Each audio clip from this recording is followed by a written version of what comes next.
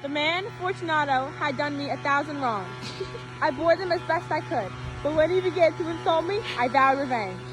You who understands my nature will know that I spoke no threats aloud, but to myself, I promised to be avenged, sometime.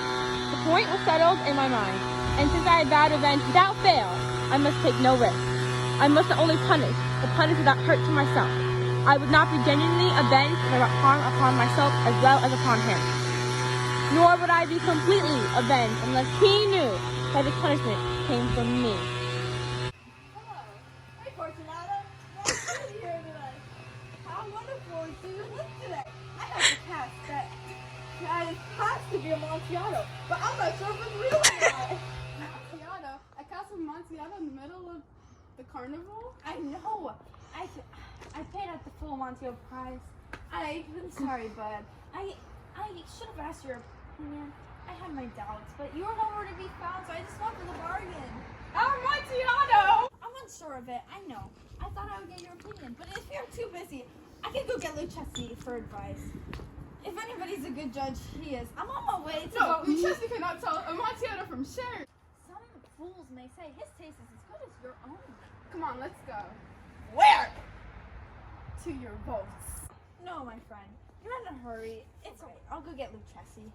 I am in no hurry. Let us go. No, you have a cold, and the vault is severely damp. Let us go anyway. My cold is nothing. As for Lucchesi, he can't tell Amontillado from Sherry. Fortunato put on a black silk mask and took Montresor's arm as they went into the box. There were no servants at home. They had all gone to make merry in the carnival season. I told them that I shall not return until morning, and they were not to leave the house. This was enough, I knew, to cause them to leave the palace. The cask. It is further on, my dear Fortunato. How long have you had that cough? It's nothing. Come on, we will go back. Your health is precious. You are a rich, admired, and loved man. You are happy as I once was. You are a man to be missed. For me, it's no matter. We will go back. You are ill. And you should be responsible. Besides, we got Lucchesi. Enough. The cough is nothing. I shall not die of a cough. True, and indeed. I had no intention of alarming you unnecessarily. You should use all proper precaution. A draught of this Medoc will defend us from the damps. Drink.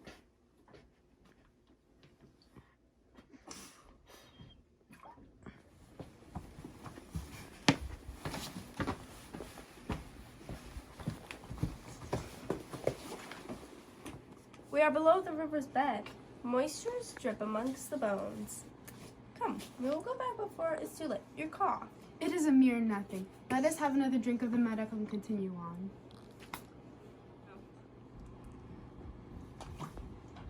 Don't understand? No. Then you are not of the Brotherhood. You are not a Mason. Yes, I am. You? Impossible. A Mason? Yes, a Mason. Give the sign. This is it. You jest, but let us go to the Amontillado.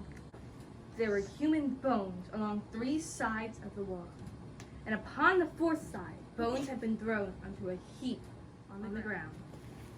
In the wall clear of bones, there was an alcove 6 or 7 feet high, about 3 feet wide and 4 feet deep. It was formed between 2 pillars and was backed by one of their circling walls of solid stone. It seemed to have been made for no particular use. They walked on and reached the end of the alcove. Montresor chained him to the rock. It was the work of a few seconds to throw the chain around his waist and lock it. He was too surprised to struggle. Looking at him there, Montresor stepped back out of the alcove. Pass your hand over the wall. You cannot help feeling the mold. The wall is very damp. Once more, let me beg you to return. You will not. Then I must leave you. But I will first do what little I can for you. The Amontillado. True, the Amontillado. I stepped back and searched through the bones to find a building stone and more tar. With these, and by the use of my trowel, I began to quickly wall up the opening to the alcove. I had just laid the first row of stones when I heard Fortunato's drunkenness had largely worn off. Fortunato gave a low cry, and it was not the cry of a drunken man. While laying the stones, the chains were rattling fiercely. The sound lasted for several minutes, and I stopped working to enjoy the sound. When it stopped, I went back to lay the 5th, 6th, and 7th rows. A low, shrill scream came from the throat of the chained victim. For a moment, I paused, trembling with fear. I drew my sword, but on second thought, I was calm again. I had laid my hand across the wall of catacombs and lost all doubt. I kept laying the stones.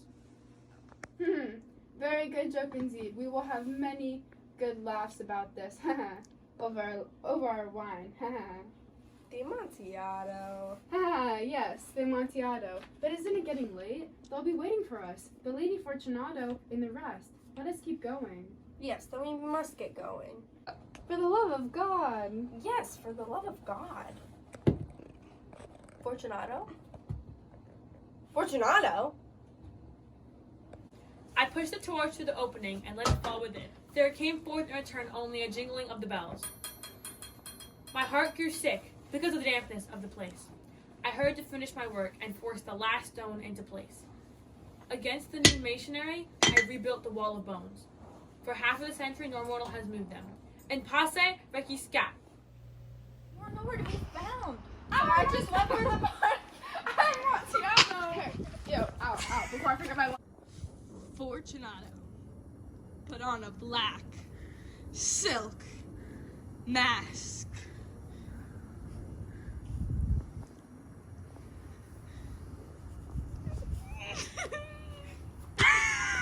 Okay. You got me in there, guys. It's okay. Fortunato put on a black silk mask and took Montresor's arm as they went into the vault. For the love of God. They walked on and reached the end of the alcove.